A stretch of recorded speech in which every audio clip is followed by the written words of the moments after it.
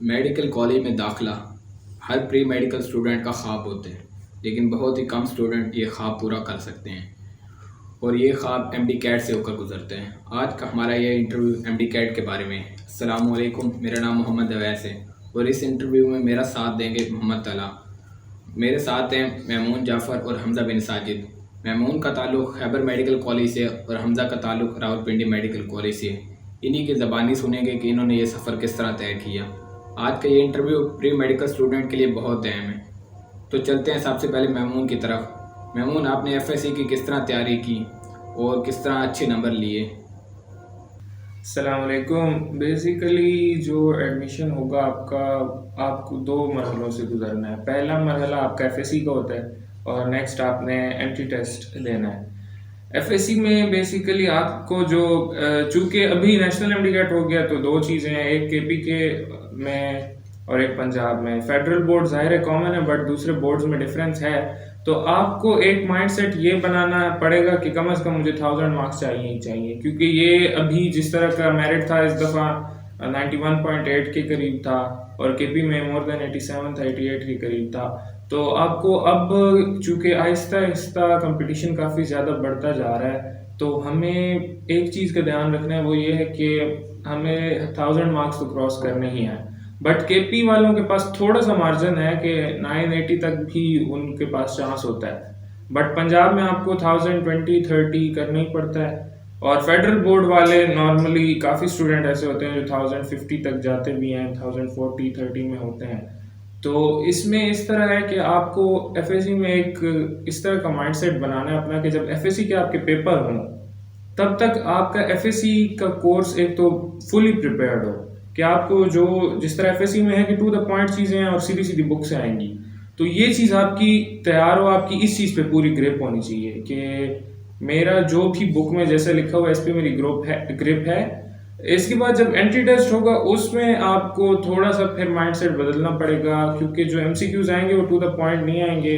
आपको एक टॉपिक को बहुत डिफरेंट अंदाज से लेके चलना है।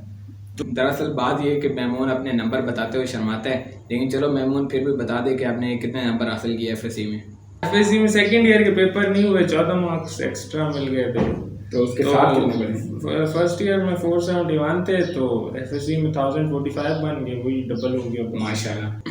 तो हमजा, आपने एफएससी के 2 साल किस तरह गुजारे, कितनी मेहनत की और कैसे एफएससी तैयार की?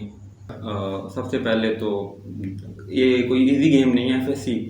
मैट्रिक के बाद हम लोग आए थे, बहुत सारा डर था। मेरी जो सिस्टर थी उन्होंने भी पहले प्री मेडिकल रखी थी, हालात सुन के उन्होंने फिर प्री इंजीनियरिंग रख ली थी। मगर एक मेरा पैशन था और एक घर वालों का भी, सबको पता होता है घर वालों का प्रेशर होता है, थोड़ा बहुत लाजमी कहीं ना कहीं होता है, तो मेरे पे भी था, तो मैंने भी स्टार्ट कर ली। सबसे पहले जो मेरा माइंड सेट था कि एफएससी में काम जो था पाइल अप नहीं करने देना था। शुरू में थोड़ा बहुत गड़बड़ हो गई थी, मगर आहिस्ता आहिस्ता हम लोगों ने कवर अप कर लिया था, जिसकी वजह से हम लोगों ने फर्स्ट ईयर में बहुत अच्छा परफॉर्म किया था। सेकेंड ईयर में भी हम लोग तैयारी कर रहे थे, वो अल्लाह ताला की करनी ऐसी हुई कि हम लोग की तैयारी वहीं रह गई और हम लोग कोविड की वजह से हम लोग को एक्स्ट्रा मार्क्स मिले। मतलब वो सच मेरे ख्याल से कोई फ़ायदा नहीं हुआ, क्योंकि सबको एक्स्ट्रा इंक्रीमेंट मिला है। उसके बाद हमारी जर्नी स्टार्ट होती है एमडी कैट की। ये कोई आसान जर्नी नहीं थी और लास्ट में 2020 की तो बिल्कुल आसान नहीं थी। 3-4 दफ़ा सिलेबस चेंज हुआ है। उसके अलावा हमजा, आप अपने नंबर बता दीजिएगा। एफएससी में मेरे आए हैं 1042। मतलब फर्स्ट ईयर में तो काफ़ी अच्छे मार्क्स थे, सेकंड ईयर में होप्स तो कर रहे थे कि 1030 तक आ जाएंगे। वो अल्लाह ताला की करनी है हुई कि 1040 भी क्रॉस कर गया। जैसा कि आपको पता है कि एमडी कैट में वही सिलेबस होता है जो एफएससी में पढ़ते हैं, तो इसलिए आपने एमडी कैट की तैयारी के लिए एफएससी किस तरह पढ़ी और या एमडी कैट की कुछ तैयारी की एफएससी के साथ साथ? हाँ, अगर आप अपना एफएससी का जो एग्ज़ाम दे रहे हैं उसके लिए 100% प्रिपेयर करेंगे ना खुद को, आपकी काफ़ी हद तक एमडी कैट की तैयारी खुद ब खुद स्टार्ट हो जाएगी। वो इस तरह होता है कि बेसिकली एमडी कैट में आपको जस्ट एमसीक्यूज के साथ खेलना आना चाहिए। वो आपके माइंड के साथ खेल रहे हैं, आपको उनके माइंड के साथ खेलना आना चाहिए। जस्ट ये गेम है। आपने क्योंकि बहुत ही आपको मेंटली स्ट्रांग होना पड़ेगा। कई मौक़ों पे शदीद स्ट्रेस आता है, ड्रास्टिक सिचुएशन सी बन जाती है, आपको बहुत आउट ऑफ द बॉक्स जाना पड़ता है, कई जगहों पे ऐसा करना पड़ता है। तो मैं एफएससी में मेरे पास एमसीक्यूज थे 2 साल पहले के एंट्री टेस्ट के पढ़े हुए थे मेरे पास। घर में, और 2 बुक्स थी, 2 नहीं बल्कि 4-5 बुक्स थी, बुक्स भी पड़ी हुई थी मेरे पास। तो एफएससी स्टार्ट हुई ना, जब मैंने उनको खोल के देखा तो कुछ भी नहीं समझ आ रहा था। तो एफएससी के स्टार्ट में ये चीज़ ना करें, अपने आप को डिप्रेस करने वाली बात है, इसकी ज़रूरत आपको स्टार्ट में पड़ेगी भी नहीं। अभी आप इसको देखें कि मैं एफएससी किस तरह करता हूँ, उसमें आपका ये होगा बुक फुल्ली प्रिपेयर्ड हो जाएगी। फुल्ली प्रिपेयर्ड बुक के बाद जब आप एमसीक्यूज डिफरेंट जगहों से सॉल्व करने बैठेंगे ना, तो तब आपके लिए ईजी होगा। हमजा, आपने एफएससी के टाइम में कितना एमडी कैट को इम्पोर्टेंस दी या कितना उसे टाइम दिया, उसकी तैयारी की, वो उस पर थोड़ी रोशनी डालिएगा। बिल्कुल, मैंने सोचा था, मैंने बुक्स भी ली थी, जैसे ही एफएससी तैयार हुई थी मैंने पंजाब बोर्ड की बुक्स खरीद ली थी, उसको अलमारी में सजा के रखा था, कोशिश करनी थी कि पढ़ूंगा साथ साथ। मगर वो एफएससी की पढ़ाई में ऐसे गुम हुआ कि टाइम ही नहीं मिला, और कई दफ़ा कोशिश की थी जब फारिग टाइम मिलता था, मगर थोड़ी बहुत तैयारी की थी, मगर जो बात की सूरत हाल बनी है, इन्होंने सिलेबस वगैरह के साथ खेलते रहे हैं, तो फिर उसका हमें कोई इतना फ़ायदा ही नहीं हुआ। इससे बंदा कन्फ्यूज ही बहुत रहता है ना, कि अपनी बुक से हट के बंदे का दूसरी बुक्स की तरफ ध्यान चला जाता है। और थोड़ी बहुत हम लोग जो थे, जब हम लोग आए एंट्री टेस्ट की तरफ, तो हम लोग इसी चीज़ों में उलझे रहते थे कि 0.1 नैनोमीटर, 0.01 नैनोमीटर, डिफरेंट बुक्स में डिफरेंट थी ना। तो अभी अगर हम लोग एफएससी में वो फॉलो करेंगे तो फिर तो एफएससी भी हमारी चली जाएगी, और फिर तो एंट्री टेस्ट तो बात की गेम है ना। जो हमारी पहले प्राइम इंपॉर्टेंस है ना, वो एफएससी को देनी है, उसके बाद आप लोगों ने एंट्री टेस्ट की तरफ सोचा देनी। तो मेमून, ये बताइएगा कि आपने एमडी कैट की तैयारी किस तरह की और बच्चों को कैसे करनी चाहिए, और कोई एकेडमी ज्वाइन की या नहीं की? इसी के बाद आपके पास कुछ महीने होंगे, वो सिचुएशन पे डिपेंड करते हैं। हमारे पास काफ़ी ज़्यादा महीने हो गए, बट ये हुआ कि एकेडमीज़ नहीं थी। नॉर्मली जो अभी तक रुझान मैंने देखे लोगों में एकेडमी का देखे, बस एफएससी कर लो फ़ौरन एकेडमी ज्वाइन कर लो, ये चीज़ देखी है। इस साल ये नहीं हुआ क्योंकि लॉकडाउन था, कोविड की वजह से हर चीज़ बंद थी। इवन मैंने ख़ुद भी अप्लाई किया था एकेडमी में और जाना चाह रहा था, मगर नहीं गया। तो अब इस साल की सिचुएशन अगर एकेडमी की बनती है, तो जो बात मैं कर रहा था प्रैक्टिस एमसीक्यूज़ की, वो आपकी वहाँ पे कवर होती है। बट अगर लॉकडाउन है, आप घर बैठे हैं, आप नहीं जा सकते कहीं पे, तो तब आपको इस तरह करना पड़ेगा कि प्रैक्टिस बुक्स लें, लाजमी लें, हर सब्जेक्ट की अलग-अलग भी लें और कॉमन बुक्स भी लें। अभी ये है कि फिर टाइम भी उतना ही दे पढ़ाई को, यानी मैं जो था घर में ना, बुक्स मेरे पास मतलब बायोकेमिस्ट्री फिज़िक्स की एक थी, फिर कंबाइन बुक्स तो 5-6 थी, फिर एकेडमीज़ के नोट्स भी थे, तो 8-9 किताबें मैंने जमा कर ली, फिर केपी की सारी बुक्स, पंजाब की सारी बुक्स और फेडरल की बुक्स। तो बुक्स इतनी ज़्यादा और टाइम भी था, मगर ज़ाहिर है जब इतनी ज़्यादा चीज़ें आप इकट्ठी करते हैं तो फिर आपको टाइम बहुत ज़्यादा देना होता है। फिर मैं वो उस तरह नहीं दिया टाइम इसको कि मैंने सारी ही कवर की, एमसीक्यूज़ की सारी बुक्स मुझसे कवर भी नहीं हुई थी, इतनी ज़्यादा इकट्ठी कर ली थी मैंने। तो आप इस तरह कर सकते हैं कि एफएससी की जो अपनी बुक है, अगर आप पंजाब बोर्ड के हैं आप फेडरल की ले लें, अगर आप केपी वाले हैं आप फिर भी फेडरल की ले लें।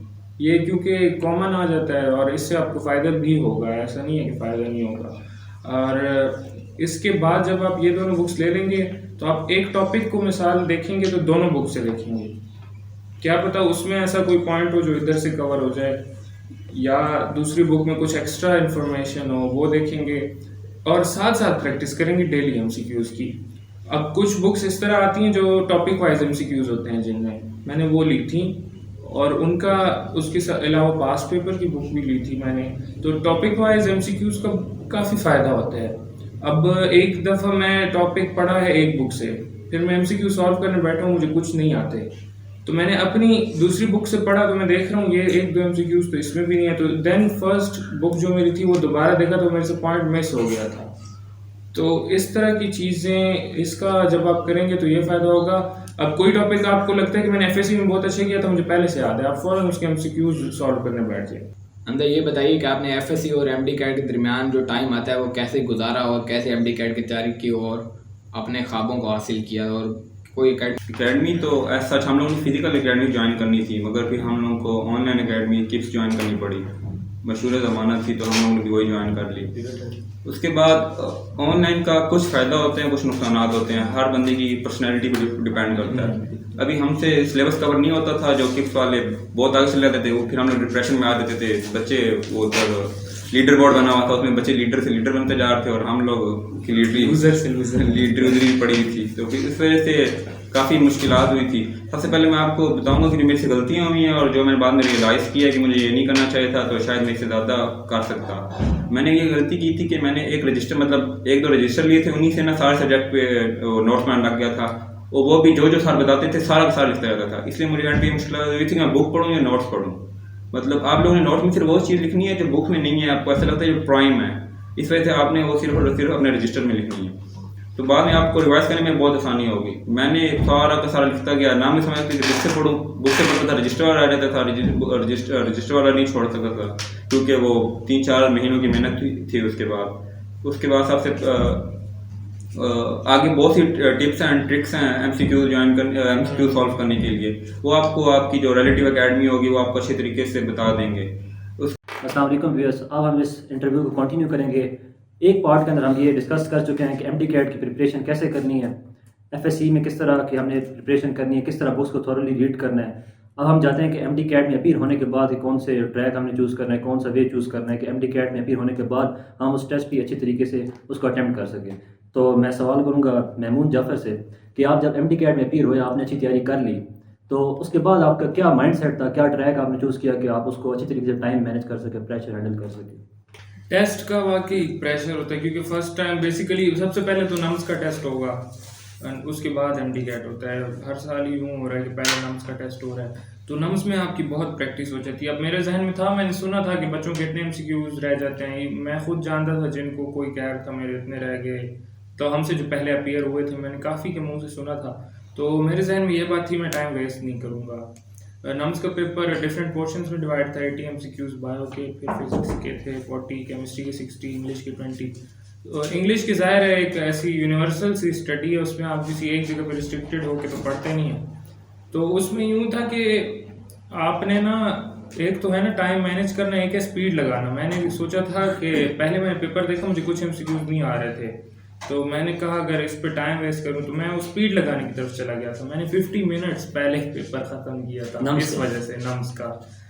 टोटल टाइम चूँकि हमारे पास 150 मिनट्स थे 200 एमसीक्यूज़ के लिए, तो मैं सोच रहा था टाइम वेस्ट हो जाएगा, तो मैंने 50 मिनट्स बस तेज़ी में पेपर किया था।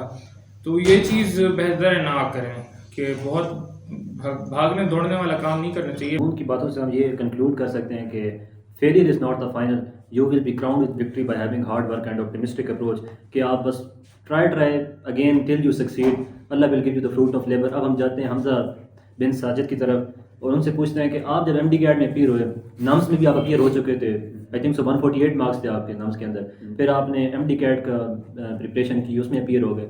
तो एमडी कैट में अपीयर होने के बाद आपका क्या माइंड सेट था, आपने किस तरह उसको अटैम्प्ट किया? एक टाइम मैनेजमेंट और प्रेशर हैंडलिंग जो है वो मेरे ख्याल में लिंक्ड होते हैं एक दूसरे के साथ। अगर आप प्रेशर हैंडल कर सकते हैं, टाइम उसी वक्त मैनेज हो सकता है, तो इस बारे में आप क्या कहते हैं? जी बिल्कुल, हम लोगों ने मेडिकल का टेस्ट देना था, तो इसलिए हमने बहुत सी गाइडेंस ली हुई थी। सबसे पहले उन्होंने कहा टाइम मैनेजमेंट की है एक तरह, तो इसलिए हमने बहुत से टेस्ट दिए थे।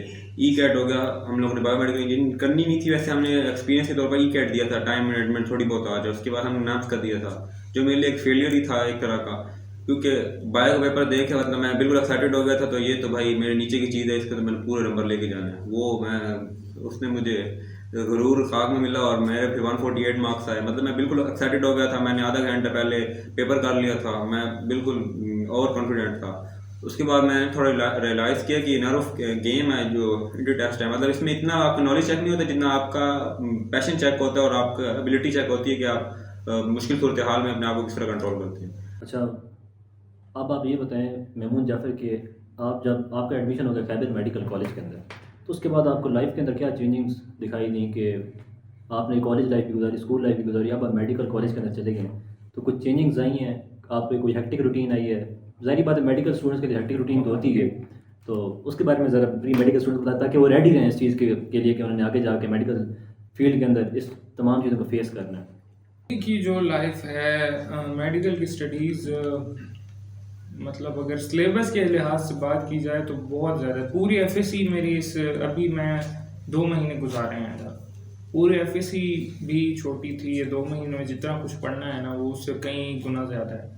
और जिस तरह हमारे एक चीज़ गलती हमारे कॉलेजेस में है, प्रैक्टिकल्स की तरफ ध्यान नहीं है हमारा। वहाँ पे डेली एक प्रैक्टिकल है, हमने लैब्स हैं, हमें मटेरियल हैंडल करना है, क्योंकि अभी हमें जो चीज़ सिखाई जाएगी आपको आगे आपने इंसानों को डील कैसे करना है। एक डॉक्टर के लिए बहुत बड़ी बात यह है कि वो इवन उसका बात करने का अंदाज़ एक इंसान को उसको डील करना आना चाहिए। अभी जिस तरह हम लोग का अल्लाह साथ देगा हमारा, इंशाल्लाह मौला खैर करें, तो आगे हम बहुत डिफरेंट इलाकों में जाना पड़ता है स्टूडेंट्स को, वक्त के साथ साथ डिफरेंट हॉस्पिटल्स में जाना पड़ता है। तो अब किसी लोकल से जो आम इधर के लोग हैं, हमें उनसे इंटरेक्शन भी सीखना होता है। तो इस तरह जो हमारी सोशल लाइफ है वो काफ़ी डिफरेंट हो जाती है। हमें कई लोगों को हमसे उम्मीदें हो जाती हैं, उम्मीदें बहुत की। एक तो है ना, अपनी फैमिली की वाबस्ता है। एक जब कहीं जानने वालों को पता चल गया कि वो यहाँ गया, तो वो भी बहुत कुछ सोचते हैं। हर कोई आपको कुछ ना कुछ कहेगा। हमजा, जिस तरह महमूद ने कहा कि लाइफ चेंज है मेडिकल कॉलेज में जाके, और इनकी बातों से लग रहा है कि ये उस हेक्टिक रूटीन को बड़े अच्छे तरीके से टैकल कर रहे हैं। तो आप रावलपिंडी मेडिकल कॉलेज में गए हैं, तो उसमें भी जाके आपको लाइफ में ज़ाहिर बात चेंजिंग आई होंगी। आप उसको किस तरह टैकल कर रहे हैं? प्री मेडिकल स्टूडेंट्स को बता दें कि ताकि वो आते अगली बार रेडी हो सकें। पहले प्री मेडिकल के स्टूडेंट पे परस्पेक्टिव दिया होता है कि आप ना इंटर टेस्ट क्लियर कर लें, फिर आगे चिल लाइफ है। मगर ये बिल्कुल मतलब बात सही नहीं है। मतलब एक तरह की एक एनालॉजी है, मतलब आप ये तो आई थिंक सारा कहते हैं कि आप ये काम कर रहे हैं तो उसका आगे लाइफ जिंदगी है ही ना। उसके बाद पता चलता है कि कौन कौन सी मुश्किलात है। अब देखना, एक एनालॉजी है कि आप ना पहाड़ पे चढ़ते हैं, उसकी चोटी तक जाते हैं। आप सपोज कर ले आप चोटी तक चले गए, मतलब ये इंटर टेस्ट है। उसके बाद आपने कांस्टेंट स्ट्रगल करने का, मतलब सीधा रास्ता है। जितनी आपने मेहनत की उस चोटी तक पहुंचने के लिए ना, उतनी आपने मिल के एफर्ट करनी है अगले 5 साल सर्वाइव करने के लिए। अब हम इंटरव्यू का अख्ताम करते हैं। उम्मीद करता हूँ कि ये इंटरव्यू आपके लिए बहुत ज़्यादा मुफीद साबित हुआ होगा। अगर ये इंटरव्यू आपके लिए मुफीद साबित हुआ है तो चैनल को सब्सक्राइब करें, लाइक करें, और प्री मेडिकल स्टूडेंट्स के लिए आप ये वीडियो शेयर कर सकते हैं ताकि वो भी इस इंटरव्यू से फ़ायदा हासिल कर सकें। अल्लाह हाफ़िज़।